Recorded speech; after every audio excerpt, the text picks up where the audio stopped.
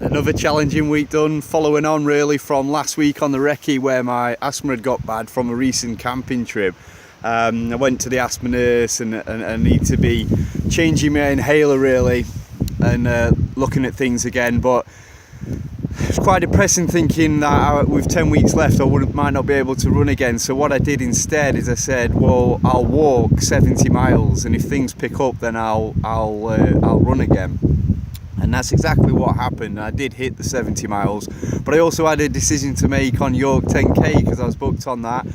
And I did go to that, and I went really knowing in reality that I was in for a kick-in. So I took myself for that kick-in, and I got that kick-in 5 minutes slower than I was on that course 3 years ago, which really I was down when I crossed the line, hurting at that pace. But as I drove away slowly, I put it in its place and got the right reflection on it, because 6:47 average minute per miles is the fastest I've run this year and the fastest I've run for a couple of years. So I've got to be grateful with the progression that I'm making rather than reflecting on what I've done before, because to be honest I just feel down when I do that. So 9 weeks now remaining.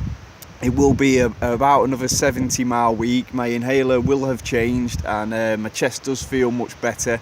So I can put a couple of big months in now, which I fully intend to, and I've got to focus on the specificity really of the real longer game, which is why I'm on the Yorkshire coast again and putting in the longer miles. So, you know, I know my speed's not there. Yesterday proved that on the 10k, but I think I'm pretty efficient at moving at a slower pace, which is what I've got to do for those 250 miles. So I'm hanging in there. It's not easy, it's one setback after the other, but I think you've got to roll with the punches on these things, otherwise you never hit the start line, and everyone's fighting their own battles to get there. So I hope they continue too.